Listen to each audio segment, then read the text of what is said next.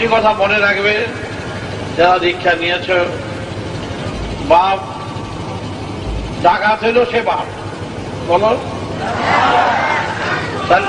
যে যা খুশি বলে বলুক তোমার বাপকে।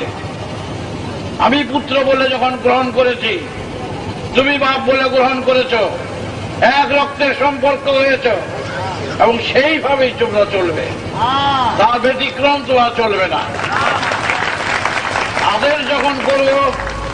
আদেশ যখন করব সেই আদেশ মাথা পেতে নিয়ে সেইভাবে যুঝবে, সেইভাবে লড়বে।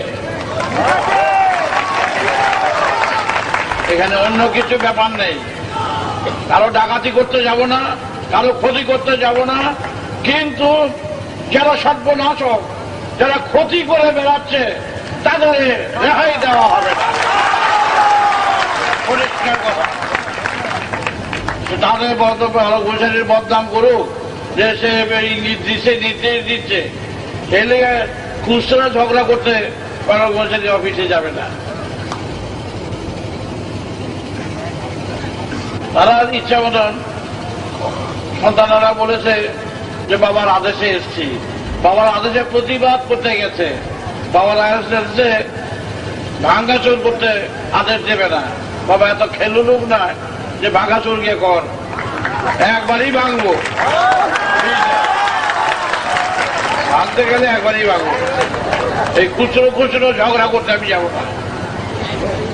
এতগুলি বাল বাচ্চা, কয়েক কোটি, যদি 5-6 কোটি হয়, 5 কোটি হয়, 1 কোটি বাদ দেবো, ঘরে বসাবো, 4 কোটির হাতে লাঠি দিয়ে দেবো। পরিষ্কার কথা, প্রতিকার করার জন্য। খুন ধর্ম নয়, খুন যেন আমি চাই না, কিন্তু খুন করতে এলে তার পায়ে ধরে বসে থাকবো না। তাহলে ফুল বেলপাতা দিয়ে পূজা করা হবে না, তার উপযুক্ত ব্যবস্থা আমরা করব। হওয়ার পরে না, আমি তো একদিন বলেছি দেয়াশালের কাঠি আর দেয়াশালের বাক্স হাতে রয়েছে, দুইটা ছেদ করে বাকি, দুইটা লাগিয়ে দিলে হয়ে গেল।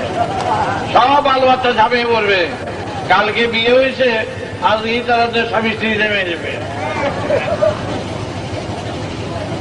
তাহলে সেটাই তোমরা দেখবে। এবং কে লিখলো, কে একটু খুচরো ঝগড়া করলো, ওরা বিক্রি করুক, ওরা চলুক, আমি এগুলি নজর দেওয়ার কোনো প্রয়োজন নাই।